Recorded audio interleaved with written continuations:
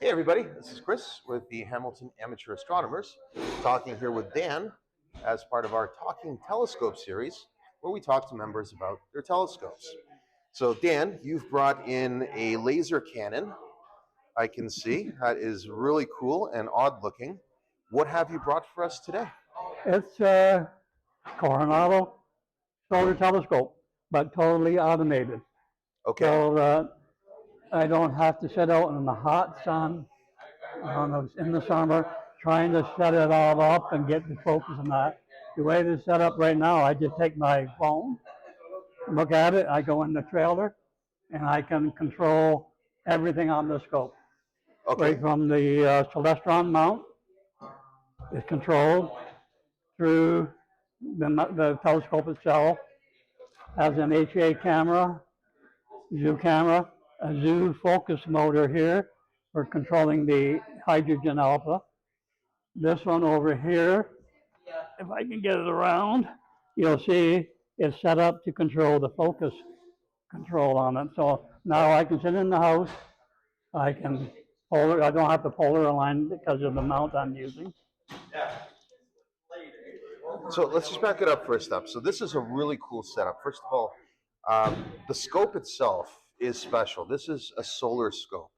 And Dan, what makes it a solar telescope? How is this different than a regular refractor somebody might have? Mostly because it blocks out most of the wavelengths except for the hydrogen alpha, Okay. which is what the sun gives off.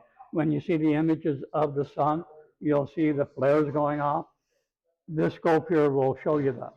Right. So it's not just a white light filter where you can see sunspots. Yeah. You can actually see You can surface surface activity. it, you can see the torrents, you can see the veins or whatever. And if you're really nice clear day, you can really get a lot of detail. Cool. And this is a black and white camera. Okay. It's not a color camera because black and white camera or the monochrome gives you better detail. Okay. So it's Only more because sensitive. it's only got one set of pixels. It doesn't have a red and a green and a blue. So Just effectively, one. your pixel density is higher because Yeah, you've got it's higher four instead of one. yeah. And the focus motors are all controlled by the little zoo mini controller down here. Okay. So I want to pause here too. So the Coronado scope itself is really cool for what it can do for solar observing. But what you've done here is you've automated it by using parts that most people wouldn't normally see together. So I can see some printed materials. I can see some belts that you've Well, kind there's of nothing. The only manufactured. thing printed was for the camera adapter. Okay. Only because when this scope was designed, Mm-hmm. it wasn't designed to be used with a camera. So So what it's did you very do there? difficult. So what I've had to do is make the adapter up, and I placed the actual lens clamp right on here. That's where the focal point is, right on the top of that piece. So that's your 3D printed Yeah, coupler. coupler, adapter, whatever. Yeah. Right. Okay. And the mount that you're using. So I saw this mount when you brought it out to our telescope clinic last weekend. And I thought it was really cool what you did with it. But this is a Celestron Nexstar mount off of 8SE or a 6SE. What have you done with this thing? I haven't done much with the mount itself other than adapt it to use it with the zoo, because you have your connector down here Yep. that will connect, and it's a serial port.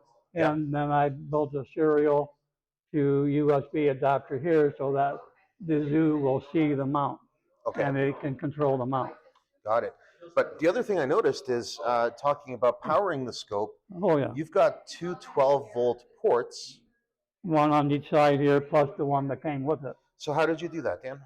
Took it apart and drilled holes and. Did you add separate fuses inside for those two leads? Pardon? Did you add fuses for those No, separate leads? No. Everything goes back to the main fuse, which is on your power adapter. This way, anything that you plug into it as an accessory Yep. moves with it. You don't have another power cable hanging down. Yep. So I gotta say, it's a small thing, but to me it's a big thing. Often with these mounts, you see people twisting them around so that the tightening bolt is at the top, so it's easier to get to.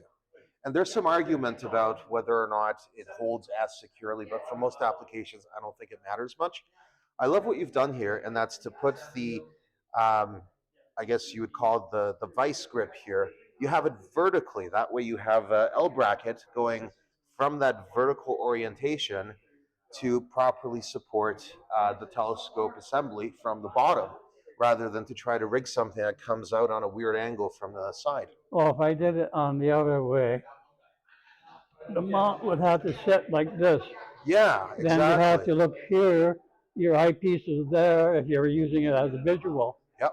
So this way, I can do visual now and look through the eyepiece. Yep. So And I'm I not, love that setup because that would work for any kind of DSLR or other regular yeah, camera that you might want to use for a wider field shot. yeah, So yeah, very, very clever idea there.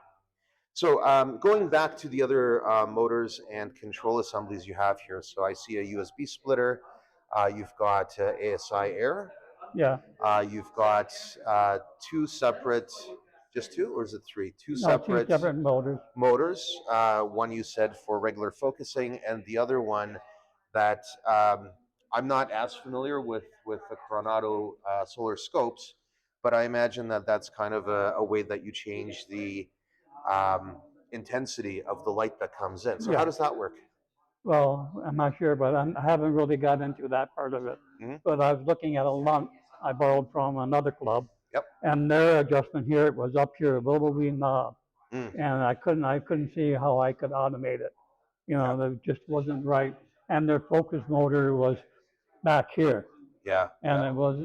it was not really suitable for mounting Right. or automating. But Yeah. Well, this fits together in a very neat package. That's a very cool setup. How often do you use this? whenever it's a sunny day, I had it out today. I have pictures on my YouTube page, Mm-hmm. on my YouTube, my Facebook page, and I was showing today the actual clouds as it was very high, misty clouds. Yep. But when I was looking at the sun, you could see them going across. Oh, Just that's enough cool. to prevent, I could see the sunspots, I could see other parts, but they were going in and out because of Yeah. the haze. Yeah. So I'm looking forward for this summer to be at our campground and a nice clear blue sky, no pollution. Because you can look up the sky, it's blue. Yes. In Hamilton, you look at the sky, it's pale blue. Yeah, it's Yeah. not clear. Coming from Milton, I can relate to that. Yeah. Absolutely. Okay. Well, Dan, thank you so much for bringing in this awesome telescope and sharing it with us on Talking Telescopes. Thanks, everyone, for joining us, and we'll see you next time.